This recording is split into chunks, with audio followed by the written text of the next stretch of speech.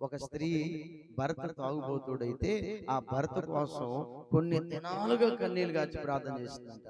అక్కడ చుట్టుపక్కల ఉన్న వాళ్ళు అన్నారంట, నీ కళ్ళల్లో కన్నీళ్లు కారి కారి కారి నీ కళ్ళు లొట్టబడిపోతాయేమో గాని మీ ఆయన మాత్రం మారడు అన్నారంట.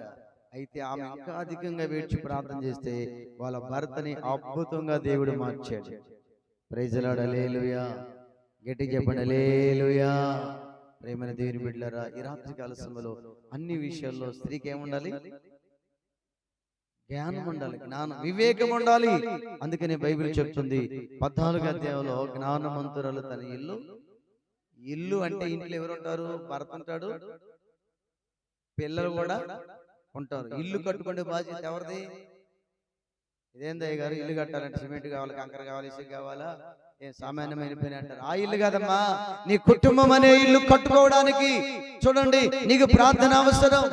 అయితే గాని బైబిల్లో రాయబడిన విషయము ఏమంటే, ఏమని ఇందాక చదివాం కదా, అందం మోసకరం.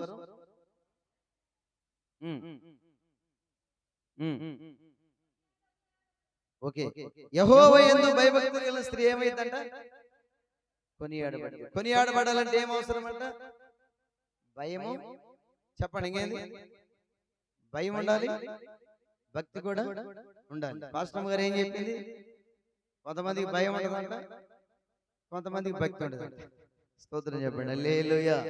నేను అక్కడ కూర్చొని వింటున్నాను, బాగానే చదువుతుంది.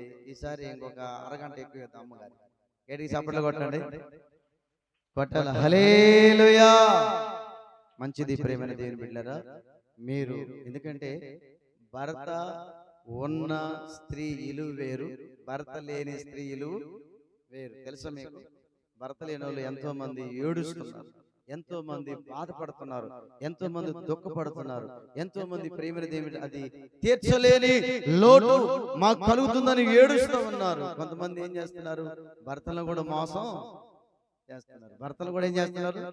మోసం చేస్తున్నారు. ఎందుకంటే కొంతమంది మరి ఎందుకో తెలియదు కానీ ప్రేమైన దేవుని బిడ్డలు ఒక స్త్రీ మోసపోయి ప్రేమలో పడిపోయి, పెళ్ళైన తర్వాతే ప్రేమలో పడిపోయి, ప్రేమైన దేవుని బిడ్డలారా, భర్తను కొడితే వెనక వచ్చిన కొంతలో వాడికి మైండ్ పోయి చనిపోయాడు. కొన్ని దినాలు చనిపోయాడు. చనిపోయిన తర్వాత కొన్ని దినాలు అయిపోయిన తర్వాత ఈ ప్రేమించినోడు వదిలేశాడు. చూడండి, ఇటు తల్లిదండ్రులు వదిలేశారు, ఇటు అత్తమామలు కూడా వదిలేశారు.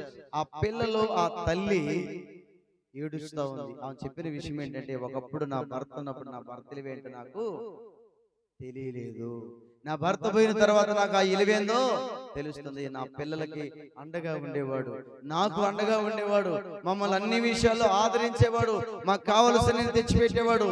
నేను లోకములో కామ క్రోధ మదమక్షరాలతో నిండి నా భర్తను చేతులారా నేనే చంపుకున్నానని బోర్ను ఏడుస్తా ఉంది. ఏడ్చిన ఉపయోగం ఏమన్నా ఉందా? స్తోత్రం చెప్పండి. అయితే గాని మన పిల్లల్ని, మీ పిల్లల్ని మీ ఆయన చూసినట్టు ఇంకెవరైనా చూడగలరా? చూడలేరు. చూస్తారా? చూడలేరు. అందుకని చూడండి, ఒక తల్లి చూసినట్టుగా ఇంకొక తల్లి పిల్లల్ని చూడలేదు, ఒక తండ్రి చూసినట్లుగా ఇంకా ఎవరు పక్క వాళ్ళు చూడలేరు. ఒకవేళ అధికమైన ప్రేమను 4 రోజులు చూస్తారేమో కానీ తర్వాత ఎవరిని ఎవరు పట్టించుకోరు. అందుకని మీ భర్తలు క్షేమంగా ఉండాలంటే, మీ కుటుంబాలు క్షేమంగా ఉండాలంటే, మీ పిల్లలు క్షేమంగా ఉండాలంటే మీరు ఎప్పటికప్పుడు మీ భర్త క్షేమాన్ని కోరండి. స్తోత్రం చెప్పండి. అప్పుడు మీ కుటుంబం అంతా ఎట్లా ఉండదు? ఆశీర్వాదకరంగా, దీవెనకరంగా ఉండదు. అలా ఉండాలని ప్రతిరోజు మనం ఏం చేయాలి? ప్రార్థన చేయాలి. ఒక భర్తకి, ప్రేమైనటువంటి దేవుని బిడ్డలారా, వ్యాధి వస్తే ఒక స్త్రీ అంటుందంట, బైబిల్ తెలిసిన వ్యక్తి అంటుందంట, భర్త చనిపోతే మళ్ళీ పెళ్లి చేసుకోవచ్చా అని అడిగింది. ఏం చెప్పండి? భర్త చనిపోతే మళ్ళీ పెళ్లి చేసుకోవచ్చా అని అడిగితే ఏం చెప్పాలి? ఎందుకంతే మాట? వాడు రోగంతో పడున్నాడు, బాధపడుతున్నాడు, నా పిల్లల సంగతి ఏంది, నేను చనిపోతే నా భార్య సంగతి ఏదని వాడు ఏడుస్తుంటే ఏమేమంటుంది? భర్త చనిపోతే మరొక పెళ్లి చేసుకోవచ్చు. ఎవరి వ్యక్తి? ప్రేమైన దేవుని బిడ్డలారా గమనించండి, కొంతమంది ఎట్టంటోళ్ళు కూడా ఉంటారు. అందుకని చెబుతున్నా, అంటే ఎక్కడ కాదు, స్తోత్రం చెప్పండి ఒకసారి గట్టిగా. అలాంటి ఆలోచన ఎవరికి కలిగిందంటే, దేవుని ఎందుకు భయము, ఇంకోటి భయం లేని వాళ్ళు చెప్పండి, భక్తి లేని వాళ్ళకి ఇలాంటి దైవ భక్తి కలిగిన వారు, ఒక ఆమెకి ఒక భర్త చాలా రోగంతో ఉంటే ఆమె ఆ భర్తని మరి ఆయన చనిపోతారు అనుకున్నారు అందరూ, కానీ ఆ భర్తను బ్రతికించుకుంది. గట్టిగా చప్పట్లు కొట్టండి, గట్టిగా కొట్టండి, హల్లెలూయా. ఈ రోజు వాళ్ళు హ్యాపీగా తిరుగుతున్నారు, ప్రశాంతంగా ఉంది, వాళ్ళ కుటుంబంతో ఆశీర్వాదంగా ఉంది. అదే ఆ రోజు తన భర్తని కనుక పట్టించుకోకపోతే, తన భర్తే చనిపోయి ఉంటే ఆ పరిస్థితి ఏంది?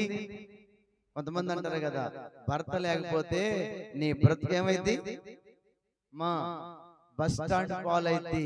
నిజమే, నేను కొంతమందిని చూశాను, భర్త చనిపోయిన వాళ్ళు ఎక్కడ ఉన్నారంటే, నేను ఒకసారి చూసిన ఒంగోలు బస్ స్టాండ్ లో. ఎందుకు ఈ మనిషి ఉందంటే ఆ సామెత గుర్తొచ్చింది నాకు, అర్థమైందా? అందుకని మన జీవితం బస్ స్టాండ్ పాలు కాకుండా ఉండాలంటే, మన కుటుంబం ఆశీర్వదించబడాలంటే ఈ కూడికి ఎందుకు ఏర్పాటు చేసామో తెలుసా? ఎవరిని తక్కువ చూడొద్దు, భర్తను ప్రేమించు, నీ కుటుంబాన్ని నువ్వు కట్టుకో. జ్ఞానవంతురాలు ఏం చేస్తాయి? ఇంటిని కట్టుకుంటుంది. మూర్ఖురాలు ఏం చేస్తాయి? తన చేతులతోనే పెరిగి వేసుకున్నది.